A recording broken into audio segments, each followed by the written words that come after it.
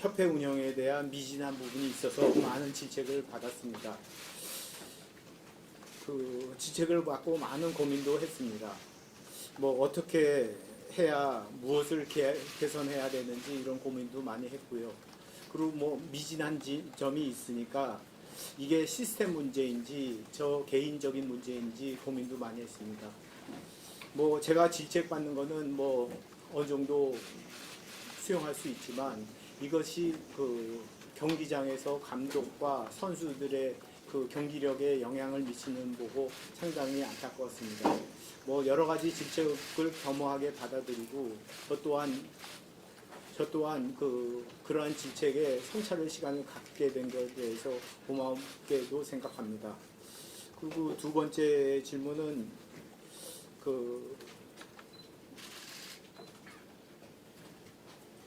저희가 여러 가지 준비를 하고 있는데요. 특히 천안종합센터에 내년 중 완공을 앞두고 있는 중요한 시점이고 또 그 디비전 시스템에 있어서도 아직 뭐 완결됐다고 계속 그 방향으로 가고 있지만 완결됐다고 할 수는 없을 거라고 생각이 됩니다. 또 많은 분들께서 다시 제가 이렇게 결심하는 과정에서 이것이 조금 흐트러지면 뭐 한참 천안센터는 물론 디비전 시스템도 후퇴할 가능성이 있으니 이거를 어느 정도 완성시키는 게 더 책임감 있는 자세가 아닌가 이런 많은 의견을 받았습니다. 그래서 뭐 여러 가지 개인적으로 여러 가지 힘들고 또 힘들지만 뭐 이렇게 다시 이 자리에 서게 됐습니다. 네, 충분한 답변이 되셨길 바라겠습니다. 네, 이어지는 질문은 가운데 계신 기자님께서 해주시겠습니다.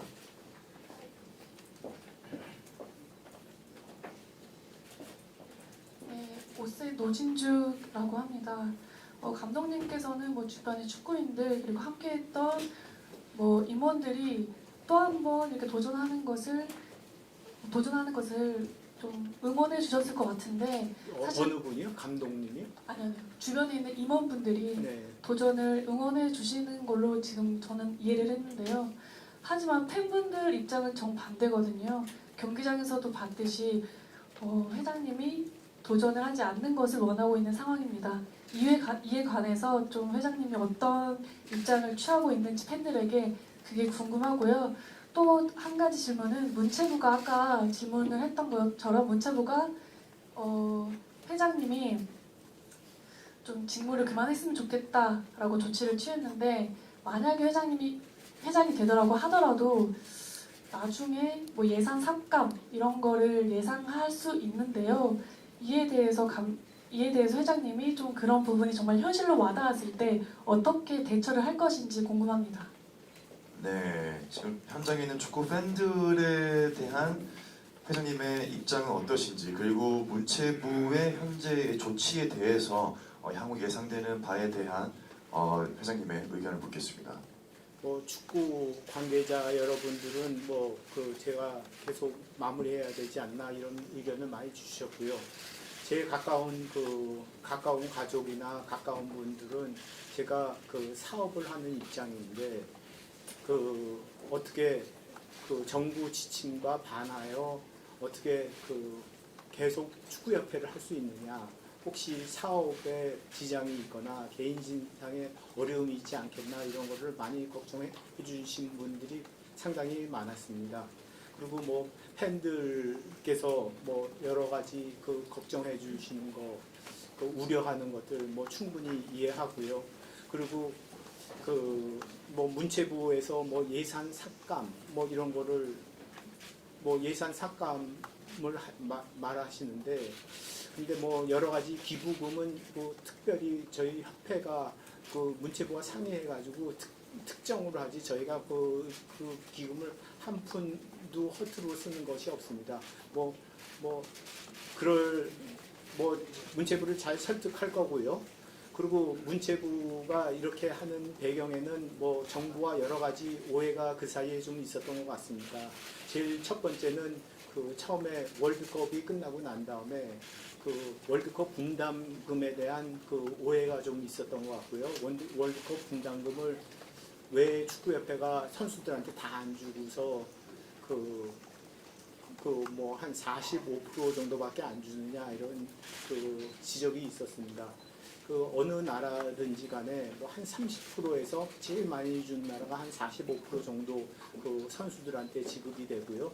나머지 30%는 대부분의 경우 그 월드컵 참가하면서 쓰는 경비로 충당을 하고요. 또 남은 한 25% 30%는 축구 발전, 유소년 축구 발전이나 이런 데 쓰이는 거에 대한 그 약간의 오해가 있었던 것 같습니다.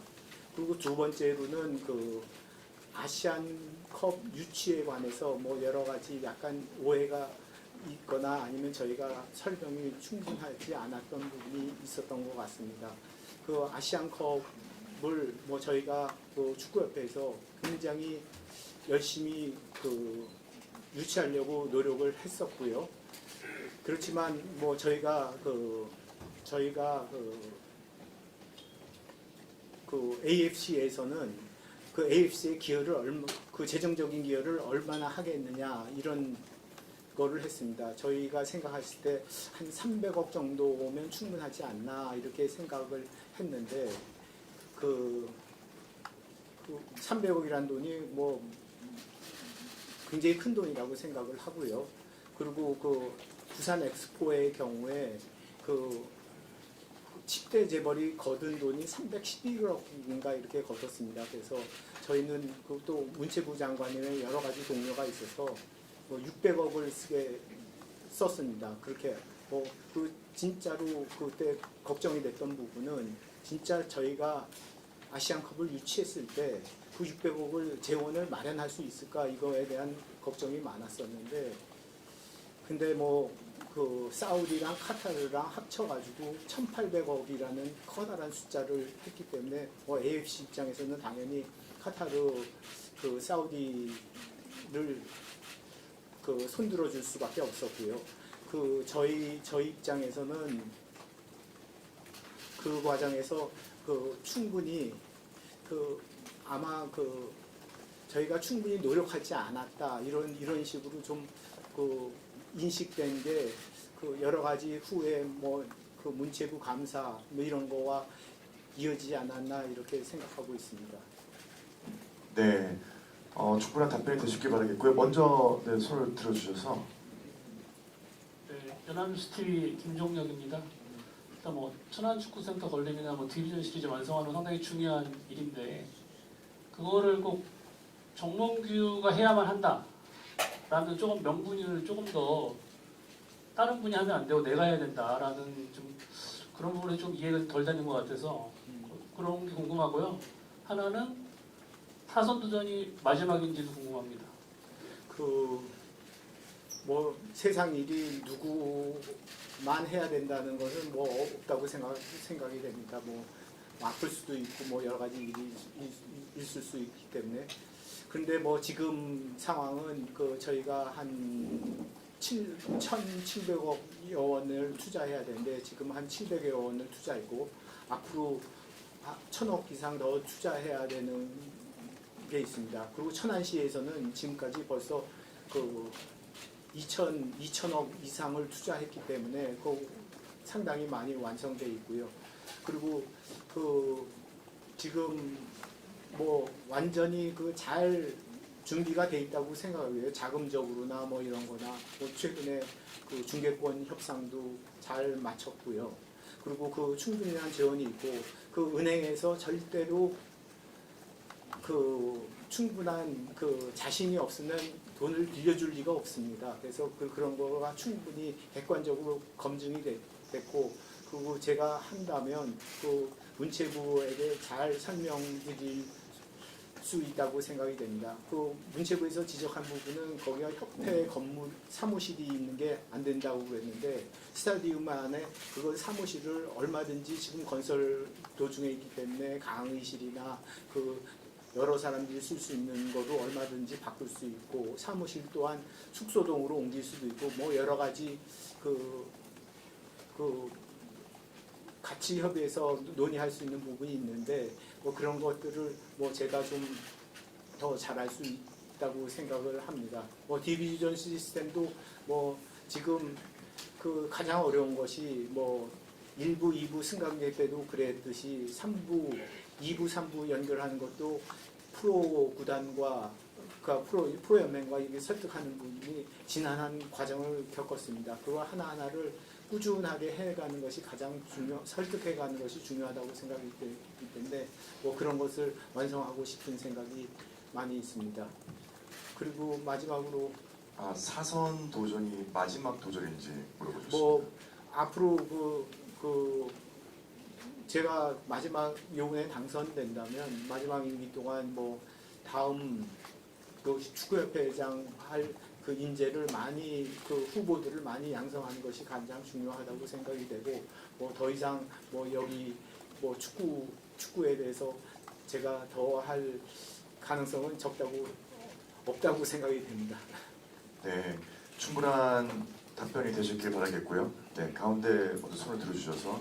네, 저는 KBS 김기범 기자입니다. 그 전전 말씀하셨던 답변 중에서 그 정부와의 좀 오해, 월드컵 상금 분배, 아시안컵 유치에 대해서 좀 실패 이런 것들이 어떤 감사 결과에서 불리한 걸로 작용을 했고 좀 이런 오해를 풀 수 있다라고 보셨는데 그 저희 취재진이나 국민들이 생각하는 것은 문체부가 감사를 했을 때 대한축구협회의 어떤 그 리더십의 문제라고 발견된 것은 최근에 1년, 2년 정도 있었던 축구의 사면 논란과 그다음에 축구대표팀 감독 선임 과정에서의 좀 난맥상 등 이런 것들에 대한 어떤 징계가 내려진 것이거든요. 그래서 이렇게 좀 문체부와 축구협회의 어떤 갈등 이런 양상에 대한 인식 자체가 지금 좀 일반적인 대중의 시각과는 좀 거리가 있다는 생각이 들어서요. 이거에 대해서 지금 그 회장님께서 4선 도전에 대해서 좀 문체부가 반대 입장을 표명을 하고 지금 자격정지 이상의 중징계를 요청해 놓은 상태거든요. 이런 것들에 대해서 조금 더 좀 회장님이 그 사안 자체에 대해서 어떤 문체부가 바라보고 있는 이 사태에 대해서 조금 더 의견을 좀 주셨으면 합니다. 그 감독 선임 문제에 관해서는 그 전력 강화위원회에서 추천을 하고 이사회를 통해서 회장이 임명하게 되어 있습니다. 뭐 그런 부분을 그 제대로 지켰다고 생각이 되고요. 그리고 전략강화위원회 모든 인사 문제가 그렇듯이 누구를 인터뷰하고 누구를 만나고 인사는 결과로 발표하는 거지 그 과정을 중개하는 것이 아니라고 생각이 됩니다. 그런 부분에서 좀 미진한 부분이 있었다고 생각이 됩니다. 그리고 뭐 이번에 그 AFC 그 컨퍼런스가 한국에서 개최됐었는데 그때 뭐 AFC 회장도 계시고 FIFA 회장도 계셨는데 뭐 이 감독 선임 문제에 대해서 그 우리 언론에서 나는 거에 대해서 자세히 다 그 모니터를 하고 계시니까 잘 알고 계시고 저도 여러 가지로 잘 설명드렸습니다. 그렇지만 그 두 분 아니면 많은 FIFA 관계자 여러분들이 그 감독 선임에 관해서 뭐가 문제인지 이해를 못하겠다 이렇게 말씀하셨습니다. 그리고 저도 뭐 회사에서도 그렇고 뭐 여러 그 단체 뭐 해두고 그러는데 거의 제가 그 중간에 뭐 그 자꾸 인사 문제는 결과만 나와야 되는 거지 그 과정을 중개된다는 것은 조금 다시는 그런 일은 있지 않아야 될 부분이라고 생각이 되고 그런 것이 많은 그 질책과 비난 그리고 그 갈등을 일으키지 않았나 이렇게 생각이 됩니다. 네. 다음 질문. 네.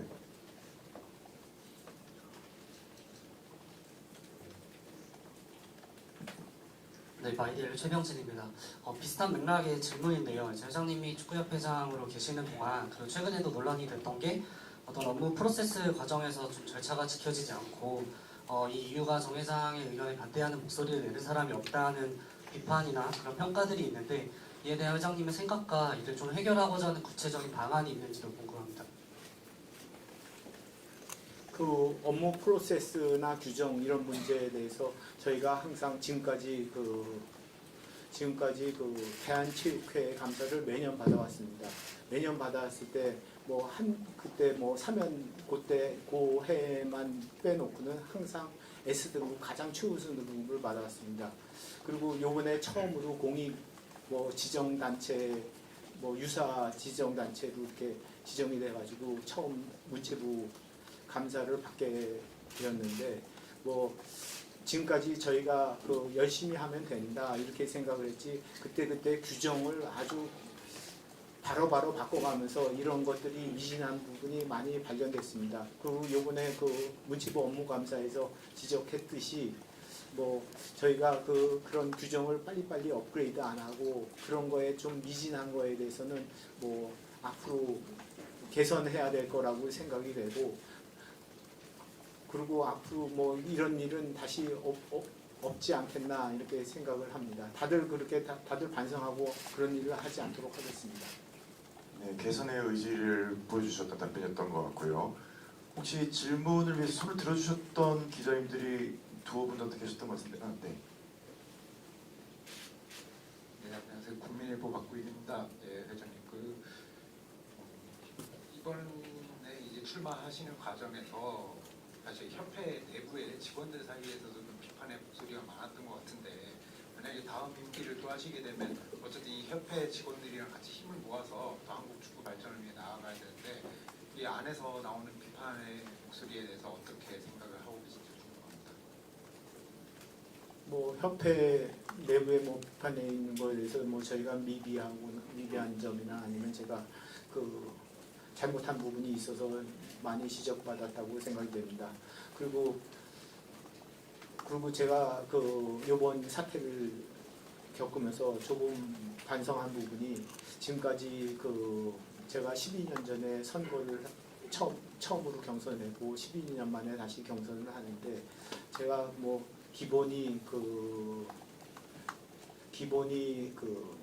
기업인이기 때문에 좀 그 소통보다는 효율을 좀 더 강조한 부분이 좀 그 패착이 아니었나 이렇게 생각이 되고 앞으로 혹시 다시 당선된다면 그 더 소통 뭐 여러 뭐 협회 내부뿐만이 아니라 그 선수들 어려운 곳에서 그 고생하시는 지도자분들과 소통을 더 열심히 하도록 하겠습니다. 네, 다음 기자님. 네. 네, 스포츠 서울 김용일입니다. 지금 최근에 일련의 사태를 거치면서 가장 또 안타까운 일 중에 하나가 이 축구인들이 현장에 있는 축구인들조차 굉장히 두동강 세동강난 현재 상태거든요. 좀 뭐 화합하기가 굉장히 봉합하기가 어려울 정도로 상당히 좀 쪼개져 있고요. 또 그러다 보니까 주요 대중적인 어떤 영향력이 있는 또 경기인들이 축구 행정에 또 참여를 꺼리거나 굉장히 또 좀 많이 좀 피하는 현상들이 많이 나오고 있습니다. 좀 이런 부분들이 모든 게 어떤 분이 회장님을 하셔도 이게 굉장히 좀 어려운 부분이라고 저는 생각이 들거든요. 근데 어쨌든 회장님께서 다시 사설에 도전하시니까 이런 부분에 대해서는 어떤 생각을 갖고 계신지 궁금합니다.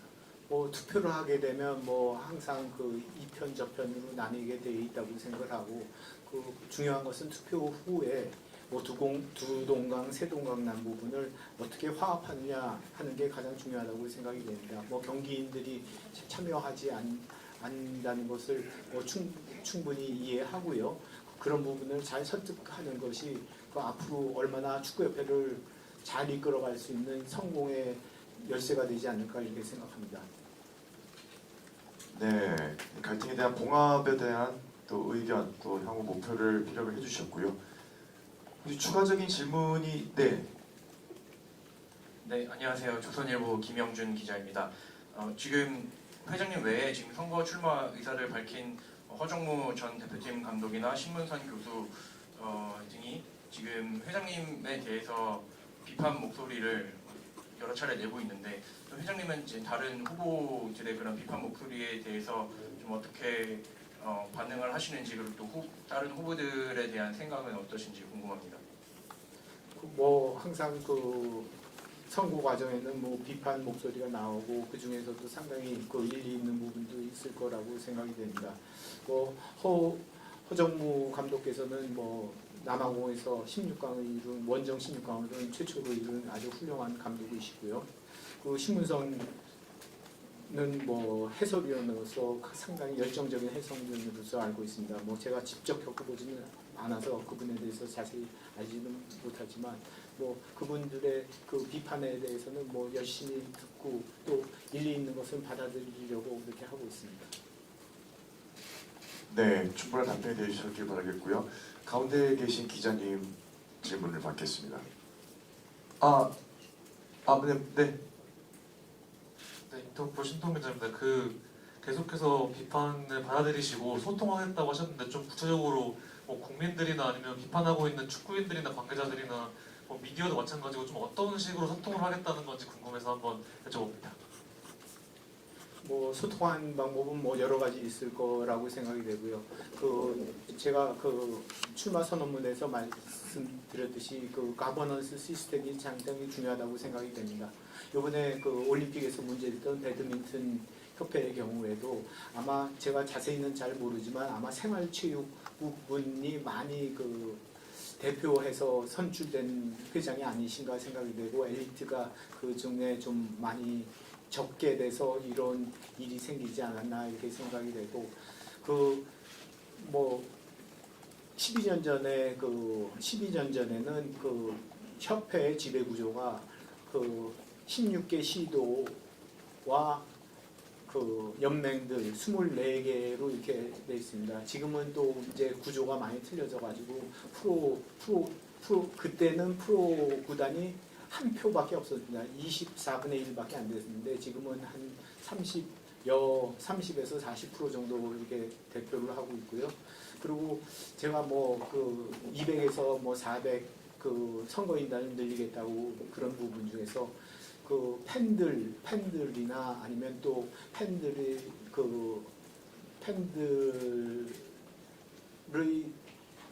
스폰서들은 팬들의 지지에 대해서 상당히 민감한 부분이기 때문에 이런 부분도 이해관계자로서 또 포함되지 않나 이렇게 생각이 되고, 그러니까 우리 축구협회가 어떻게 더 잘 국민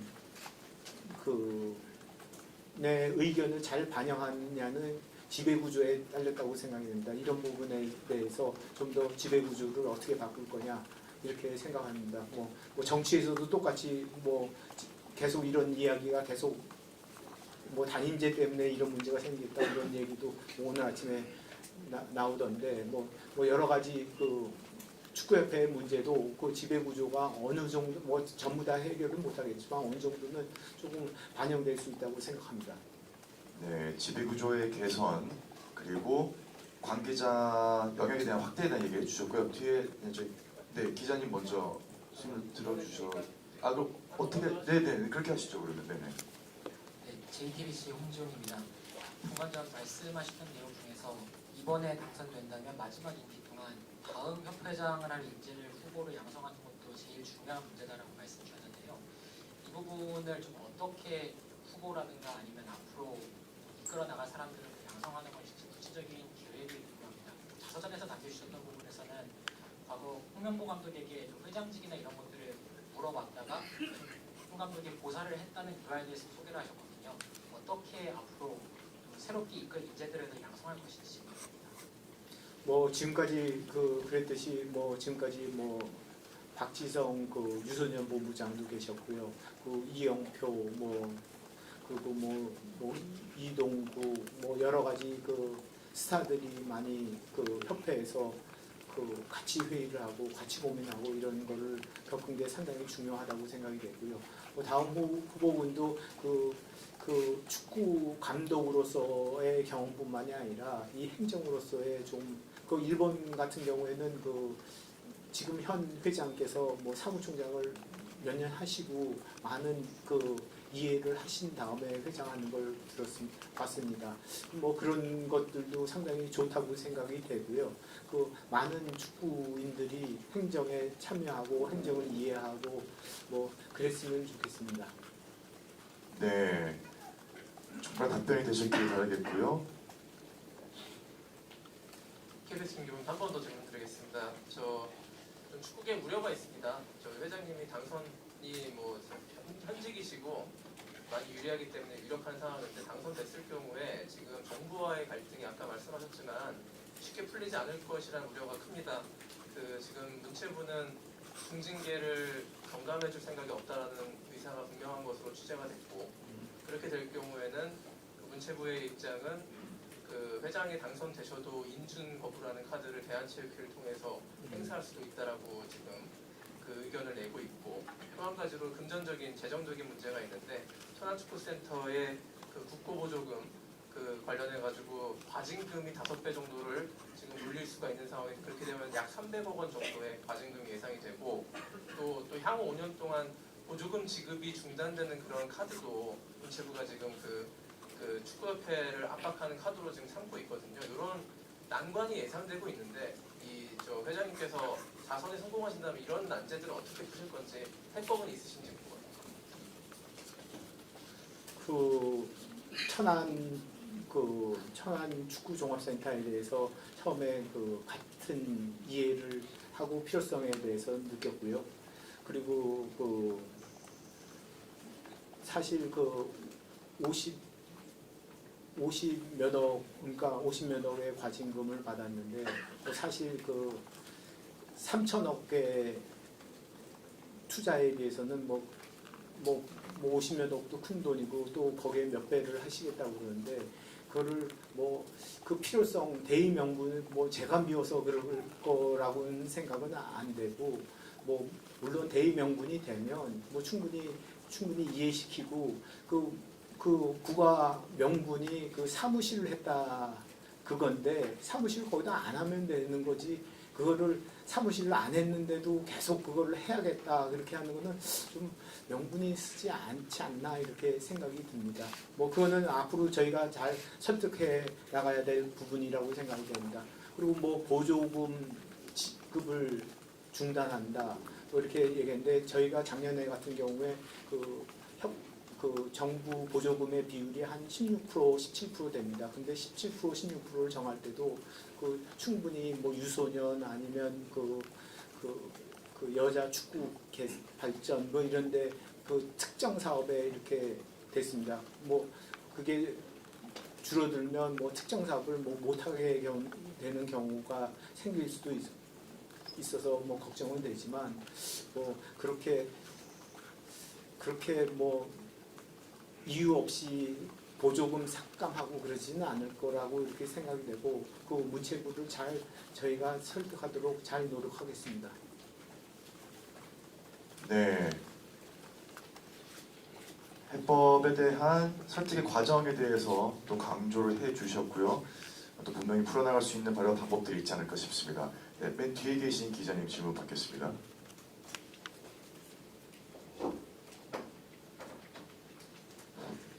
안녕하세요. 엑스포츠 뉴스 김환입니다.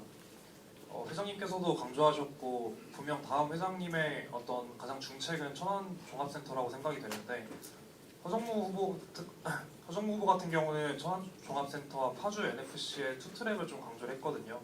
회장님의 생각은 좀 어떠신지 궁금합니다.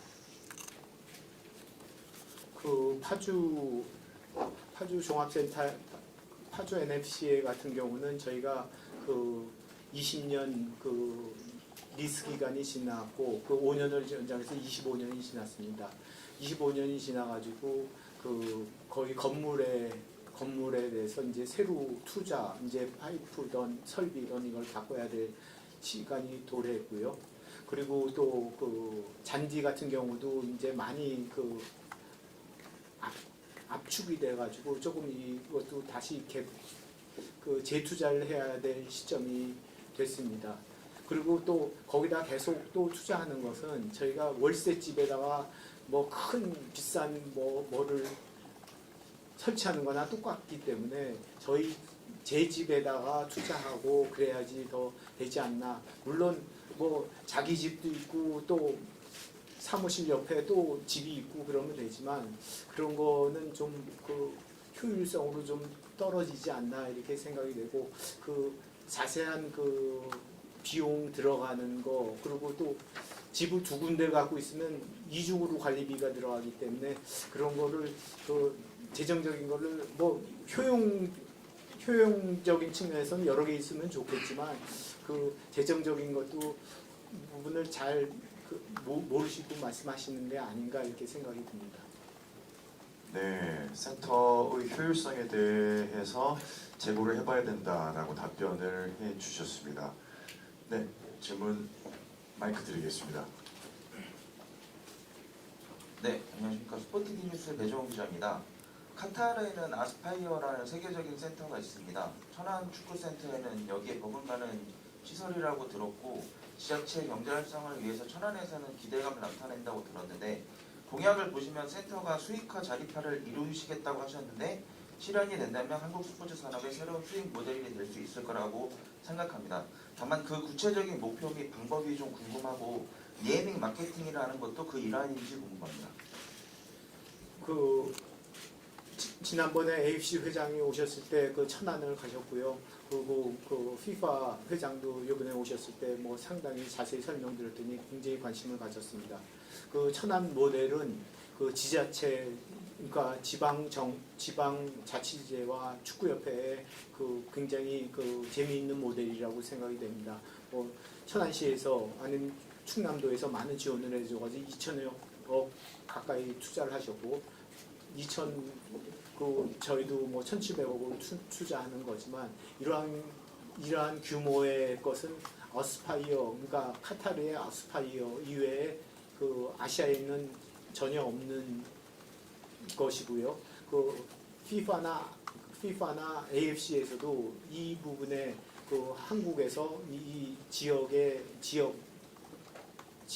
그 심판 아카데미나 아니면 뭐 지도자 강의 이런 거를 이쪽에서 하겠다고 말씀을 뭐 했습니다. 그리고 또 FIFA에서는 또 이런 모델에 대해서 이번에 그 아시아 각 협회에도 다 잘 설명을 드렸고요. FIFA 총회에서도 이런 거를 잘 설명해달라. 굉장히 재미있는 모델이다. 그 축구 발전에 굉장히 좋은 모델이라고 이렇게 해가지고 많은 그 칭찬을 받고 관심을 받았습니다. 네, 새로운 사업 모델에 대한 비전을 제시를 해주셨습니다. 추가적인 네, 뒤쪽에 계신 기자님께 마이크 드리겠습니다. 네, 안녕하세요. 풋볼리스트 윤영입니다. 앞서서 출마 선언하신 두 후보가 공개 토론 같은 것도 좀 제안을 하셨는데 그런 거에 대해서 좀 응하실 계획 있으신가요? 제가 말씀드렸듯이 저희는 그 공약을 먼저 등록부에 공약을 발표할 예정이고요. 뭐 다른 분들의 공약을 발표한 다음에 얼마든지 공개 토론할 생각이 있습니다.